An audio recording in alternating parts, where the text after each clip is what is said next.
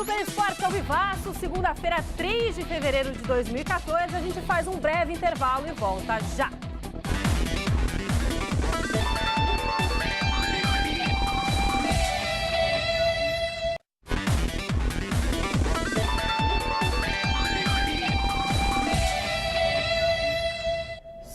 Esporte de volta e a gente começa o nosso baile falando de um time que está botando todo mundo para dançar nesse Paulistão. Olha só o que a garotada do Santos aprontou no último sábado.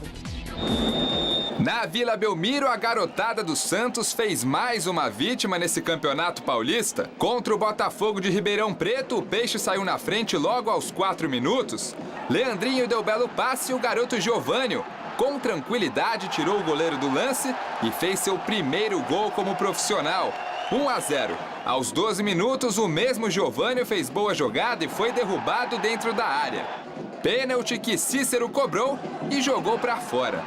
O mesmo Cícero não demorou para se redimir. Em contra-ataque santista, o meia recebeu o passe de Giovânio e tocou com categoria para marcar. 2-0. No início da segunda etapa, o Botafogo diminuiu após cobrança de escanteio. O goleiro Aranha não achou nada e a bola bateu em Hudson antes de entrar. Mas aí apareceu o Gabriel, que recebeu de Giovânio e tocou bonito na saída do goleiro para fazer 3-1 Santos. Aos 23, o mesmo Gabriel aproveitou o lançamento de Aranha e a bobeira da defesa e fez o quarto do Peixe na partida. Gol histórico, de número 12.000 na história do clube. E não parou por aí. No finalzinho do jogo ainda deu tempo para o estreante Rildo fazer boa jogada pela esquerda e tocar para Emerson fechar a conta. E que conta! Santos 5, Botafogo de Ribeirão Preto 1. Leandrinho, Alain, Jubal, Gustavo, Giovânio, Gabriel. São jogadores que a gente acompanhava, quer dizer, não tem surpresa para mim, mas eu acho que o fator mais importante é a mescla com os mais experientes, né? Que são jogadores, assim, de uma participação coletiva incrível, são jogadores que se doam realmente à equipe. Eu me refiro a Edu Dracena, Léo, Aranha, Cícero, Aroca, Thiago Ribeiro, Neto. Eles têm uma participação muito grande porque eles orientam o tempo todo, ajudam o tempo todo e isso faz realmente com que os meninos possam produzir bem como tem produzido até o momento. O Gabriel hoje fez o gol de número 12.000, ele entra para a história do Santos. Aí todo mundo começa a fazer a seguinte questão: o Leandro Damião deve ficar à sua disposição semana que vem, pelo menos essa informação que a diretoria do Santos traz pra gente. Aí eu te pergunto, sai quem para jogar o Damião, hein? Sai o Gabriel. Sai o Gabriel? Sai o Gabriel. É isso aí, na quinta-feira o Santos joga contra o Linense. A ideia é que o Leandro Damião já entre na vaga do Gabriel, que está suspenso. Muito bem, e antes do clássico entre Palmeiras e São Paulo, Felipe Esboril acompanhou como foi o ambiente desse clássico. Vamos ver.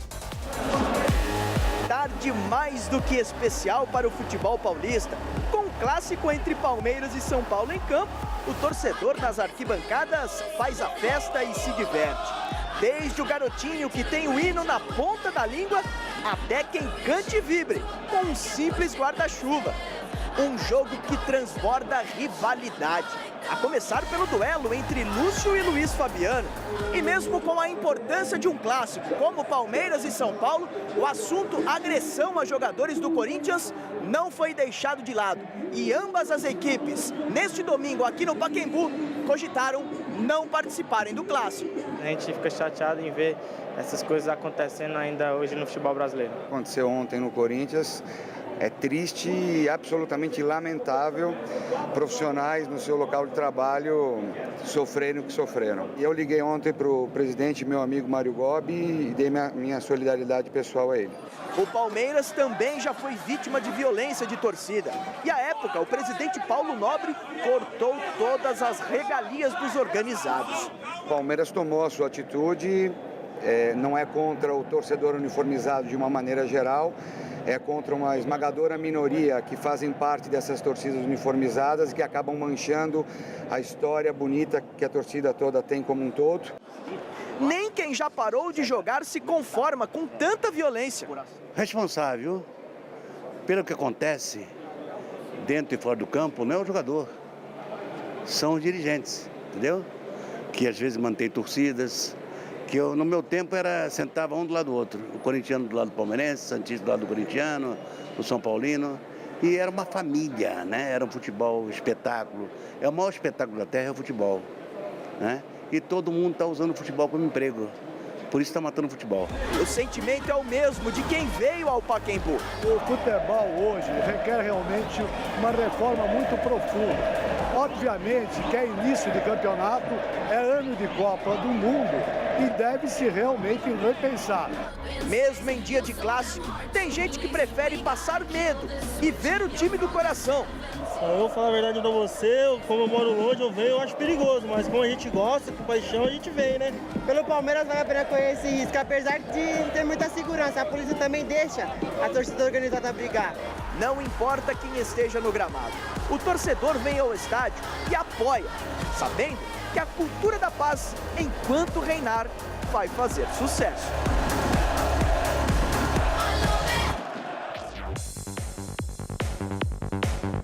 A gente vai falar do Corinthians. Bom, falando agora dentro das quatro linhas, como é que foi o jogo entre Palmeiras e São Paulo? Vamos dar uma olhada nos lances da partida. Pacaembu com um bom público ontem para assistir o Choque Rei. E o Palmeiras começou melhor o clássico, já assustando com o atacante Leandro. O São Paulo respondeu nesse chute de Luiz Fabiano, que foi para fora. Mas foi o Alviverde quem saiu na frente. Cobrança de falta de Mazinho e Valdívia apareceu sozinho para fazer 1-0 Verdão. Agora detalhe para um lance que vai dar polêmica durante toda a semana. Na comemoração do chileno, Rogério Ceni tenta passar o pé em Valdívia e, sem sucesso, dá uma ombrada em Allan Kardec. Ainda no primeiro tempo, Mazinho fez boa jogada e chutou forte para a boa defesa de Ceni. Na volta do intervalo, o Palmeiras voltou melhor novamente. Nesse lance, quase que Mazinho manda a bola direto para o gol. O São Paulo pouco criava e mal chegava perto do gol alviverde. O Verdão tinha uma aplicação tática surpreendente e, em uma pressão na saída de bola, Allan Kardec ia passando por todo mundo até que Rodrigo Caio derrubou o centroavante dentro da área. Pênalti que o próprio Allan Kardec converteu. O tricolor só conseguiu chutar a bola no gol palmeirense já no fim do jogo com o Maicon, mas Fernando Praz apareceu bem. E ficou assim, Palmeiras até agora 100% no Paulistão 2, São Paulo sem vencer um clássico desde 2012, 0.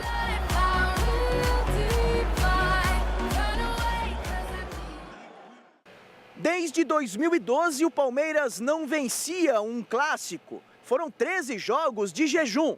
E com a vitória deste domingo por 2-0 em cima do São Paulo, o Palmeiras mantém o 100% de aproveitamento no Paulistão. Ter uma vitória num clássico, quando você tem uma sequência de 5 vitórias dentro de uma competição importantíssima, eu acho que é muito legal, mas tem que ligar o alerta também, porque não quer dizer que nós vencemos o clássico, que pode estar tudo certo.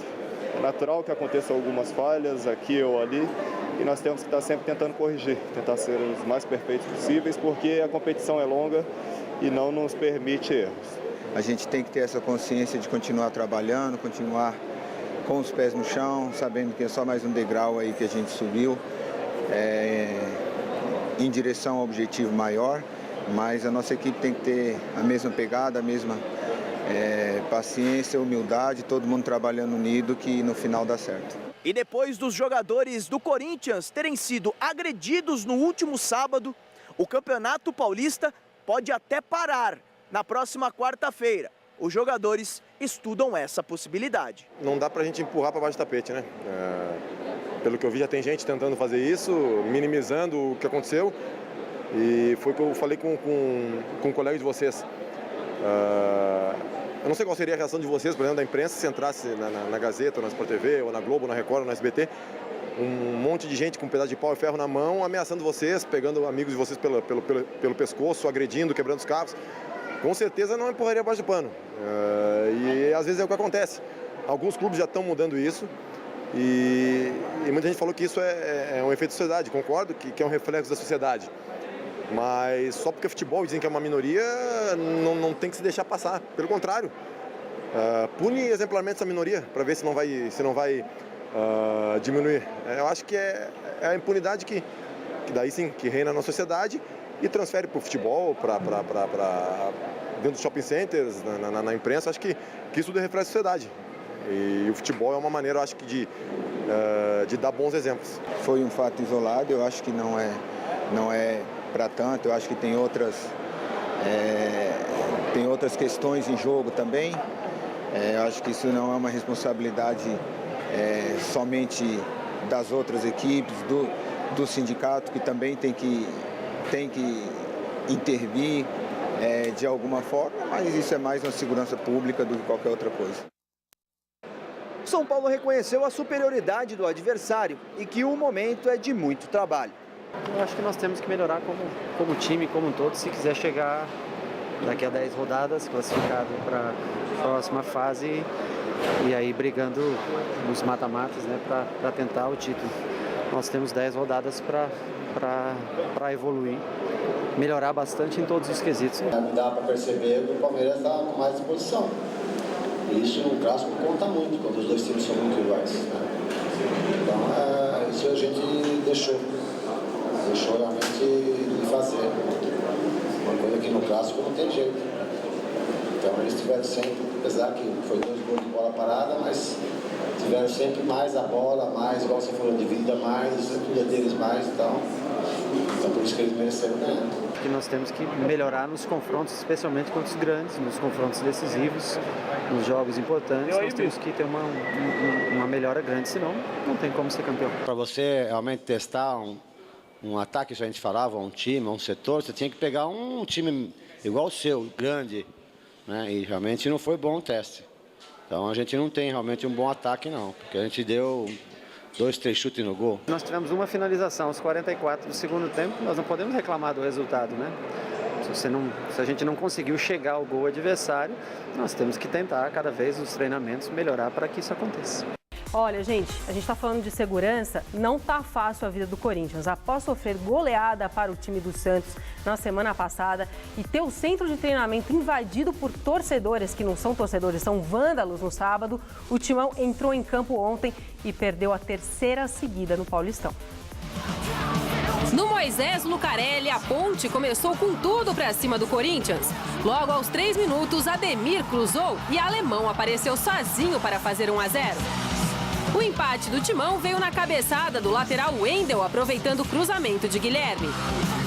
E a virada poderia ter vindo logo na sequência, não fosse essa bela defesa do goleiro Roberto.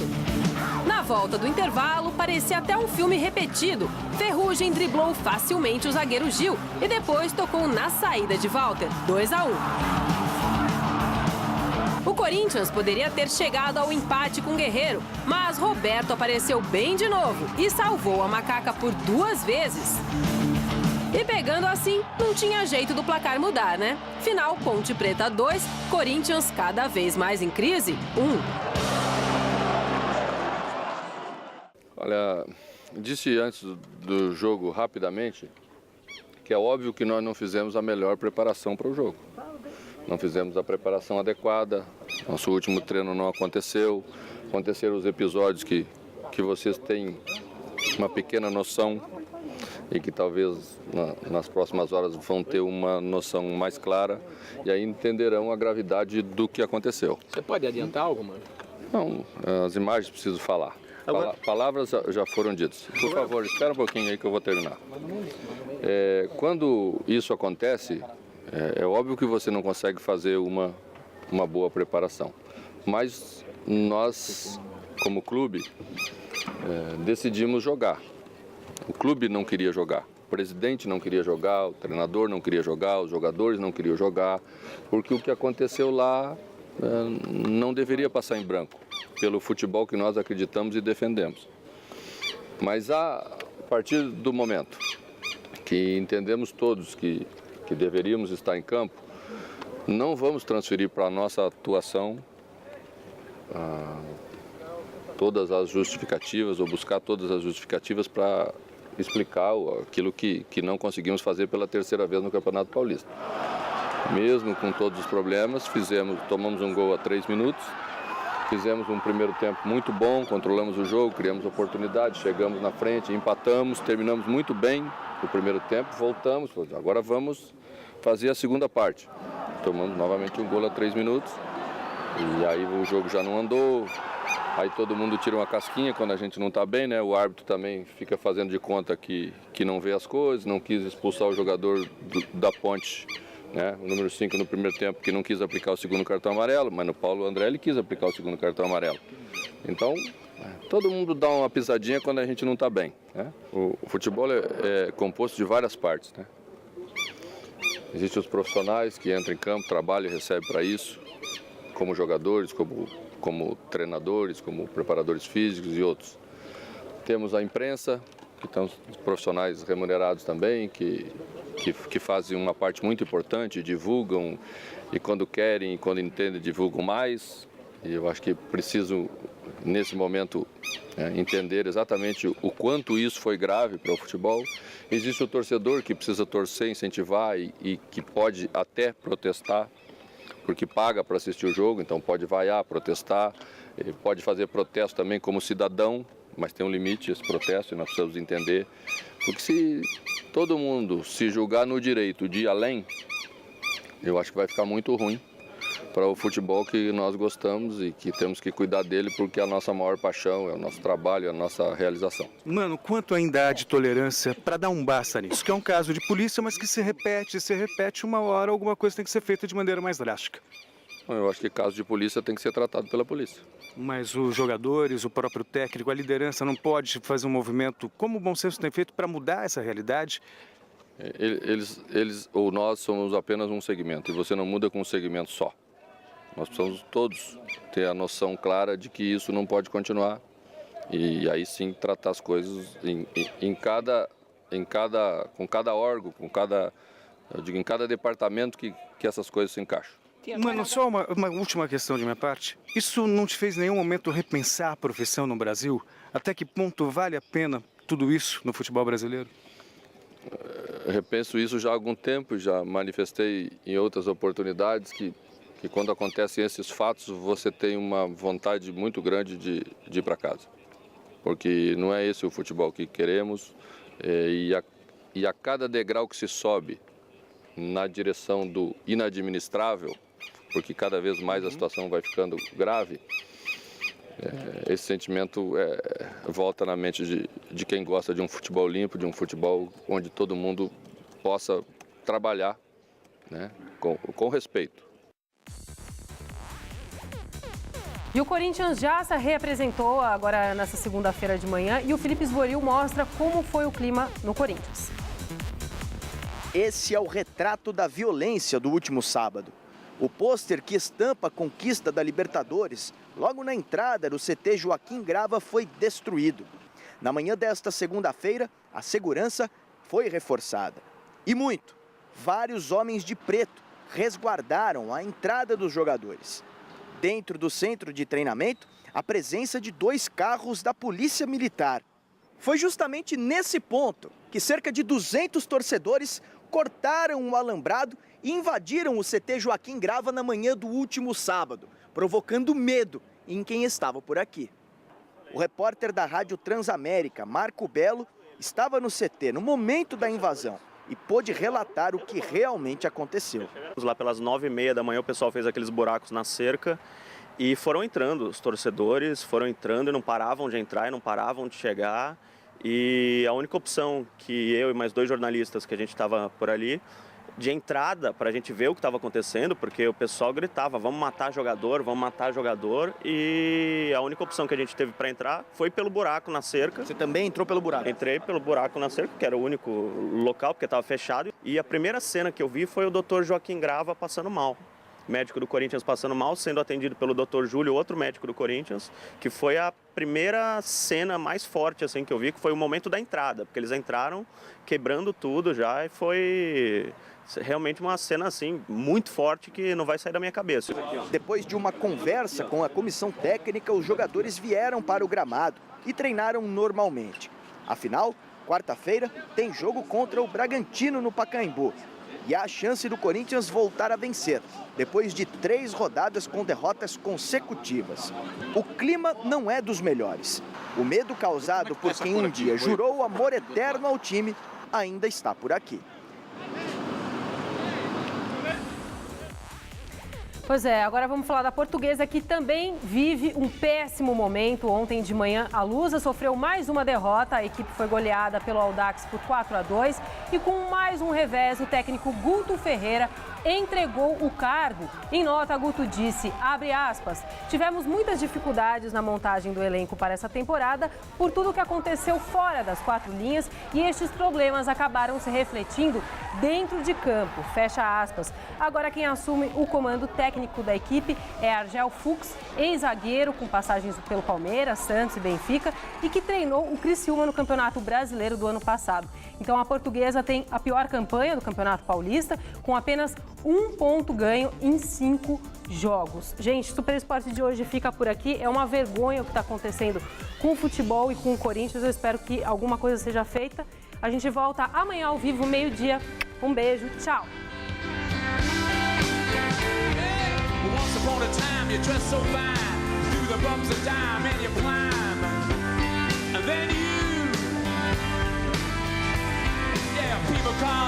Amanhã, 11h30 da noite, a máquina captura a cantora Luciana Mello. Assista agora Você Bonita e logo após, Mulheres.